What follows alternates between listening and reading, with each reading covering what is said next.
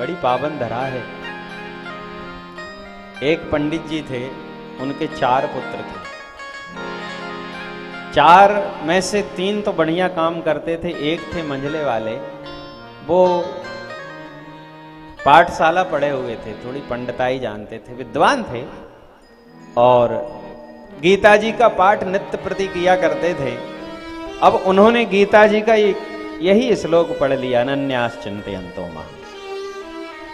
भगवान सारी व्यवस्था, योगक्षेमम, उसके भरण पोषण की सारी जिम्मेदारी फिर मेरी है, ये गीता कहती है। मैं ही करूंगा उसका सब कुछ, उसे काम करने की आवश्यकता नहीं है। हाँ, ऐसा उन्होंने इस श्लोक का अर्थ लगा लिया और अनन्यता से प्रातः काल जाते हैं। गांव के बाहर एक सुंदर तालाब है, तट है, वहां संध्या वंदन करते हैं, गीता जी का पाठ करते हैं, 11 बजे आते हैं, भोजन करते हैं, दोपहर में थोड़ा आराम करते हैं, शाम को 3-4 बजे फिर निकल जाते हैं, संपूर्ण व्यवस्था करके शाम को 7 बजे घर आते हैं, भोजन करके सो जाते हैं। सब भाई कहते हैं पिताजी काम हम करते हैं, ये भाई कुछ नहीं करता, जब से पढ़ लिख कर आया कुछ पंडिताई करे, कुछ पैसे धन इत्यादि उपार्जन करे जिससे हमारे घर को और सहयोग मिले, ये कुछ नहीं करते। जाते हैं वहां बैठते हैं, घंटा 2 घंटा 4 घंटा जितनी देर मन लगा, फिर आते हैं, भोजन पाते हैं और सो जाते हैं। इनसे आप कुछ करवाते क्यों नहीं हो? पिताजी ने कहा कोई बात नहीं, करने लगेगा, अभी मन लगा है पूजा पाठ में, करने दो। फिर भाई लोग नहीं माने तो कहा सुनो इनका विवाह कर दो। उसका विवाह हो गया। विवाह के समय भी वही पत्नी घर पर, वो सुबह गए, दोपहर में आए, शाम को गए, रात्रि में आए। उन्होंने कहा पिताजी एक काम करो, ये अभी भी कुछ, पहले तो हम एक को पाल रहे थे, अब 2 को पाल रहे, ये अभी भी कुछ नहीं करते, क्या करें? बोले इनको अलग कर दो। उनके हिस्से में जो धन आया, एक मकान आया, कुछ जमीन आई, कुछ जेवरात आए, कुछ नगद आया, वो सब देकर पिताजी ने कहा भैया तुम अपना खाओ, अपना कमाओ, तुम नहीं सुधरने वाले। वो तो यही सोच रहा है कि चलो इतना तो मिला है, अभी तो चलेगा कुछ दिन, भगवान ने कहा तो है योगक्षेमम वहाम्य अनन्याता अनन्यास चिंतयन्तो मां। कहा है भगवान ने, जो धन मिला था समाप्त हो गया, जमीन बिक गई, उससे कुछ दिन चला, मकान बचा था वो भी बेच दिया, अभी है तो चल तो रहा है, आज का चल रहा है ना, बस बहुत है, बेच दिया। कुछ दिन उससे काम चला, किराए के मकान में रहे।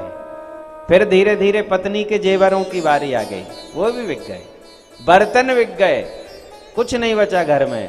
एक कहीं किराए से जो टूटी फूटी सी कमरा था वो मिला, उसमें रह रहे, किसी ने दया करके दे दिया, ब्राह्मण है सो भाई चल कहाँ पड़ा रहेगा तो इसमें रह जा। एक दिन उनके पास अन्न का एक दाना नहीं।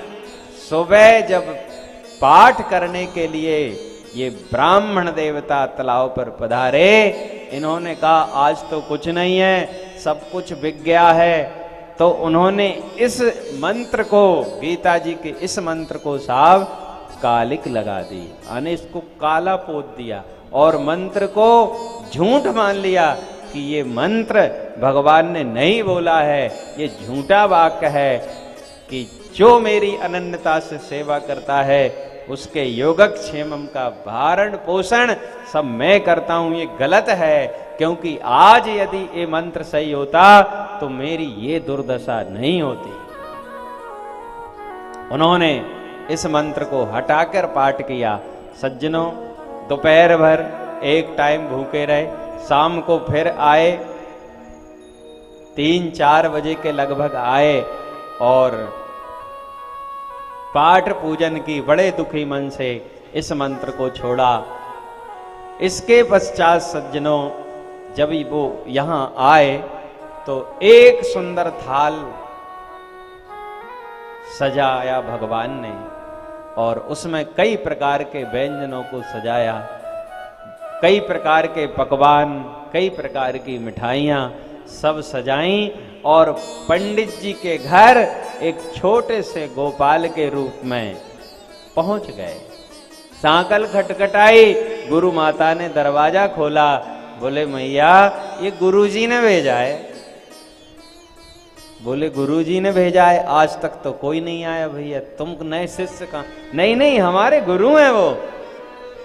बोले उनका कोई शिष्य नहीं है, मैं इसको नहीं ले सकती, जब तुम्हारे गुरुजी आएंगे तब तुम आ जाना, और जब वो स्वीकार करेंगे तो हम कर लेंगे, क्योंकि आज तक कोई सीधा सामग्री देने के लिए भी नहीं आया, आटा दाल चावल भी नहीं देने आया कोई, क्योंकि उनको तो भगवान पर विश्वास है। सज्जनों, गुरुजी आए तो गुरु माता ने कहा भैया यदि तुम नहीं मान रहे तो ये थाल यहां रख दो। वहां थाल रखा था, गुरुजी आए, उन्होंने सब बात बताई। एक शिष्य आया था, बोले आपका शिष्य हूं और स्वर्ण थाल है। बोले मेरा तो कोई शिष्य नहीं है, लेकिन गुरु माता ने कहा कि वो कह गए हैं कि गुरुजी आ जाएंगे तो हम फिर आ जाएंगे। सज्जनों, थोड़ी रात्रि हो गई, सो गए, लेकिन 56 प्रकार के भोग रखे हों और पेट में दिन भर से अन्न का एक दाना ना गया हो, उस आदमी को नींद आएगी क्या? नहीं आएगी। करवट बदल रहे पंडित जी कि अभी तक तो आ जाना था, अभी आए नहीं। इतनी देर में सज्जनों सांकल खटखटाने की आवाज आई। सांकल खटखटाई, गुरुजी ने, उन पंडित जी ने दरवाजा खोला, और जैसे ही दरवाजा खोला तो सामने मोर मुकुट वंशी वाला खड़ा हुआ है, टेढ़ी टांग वाला। देखकर आत्मा गदगद हो गई, चरणों में लिपट गए दोनों पति पत्नी। भगवान ने उनको किसी भी प्रकार से संभाला। देखो भाई, होश मत खो, शांति रखो। भगवान ने उनको उठाया, अपने हृदय से लगाया।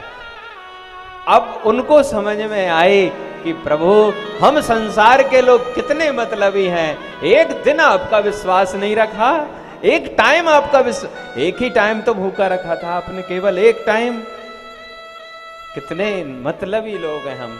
प्रभु मुझे क्षमा कर देना, मैंने आपकी बात को असत्य माना कि आपने ये गीता में नहीं लिखा, लेकिन वास्तव में गीता का एक एक शब्द भगवान का बोला हुआ है, भगवान के स्वयं के वाक्य हैं, वो एक एक शब्द सत्य है। सज्जनों, ये पक्का है।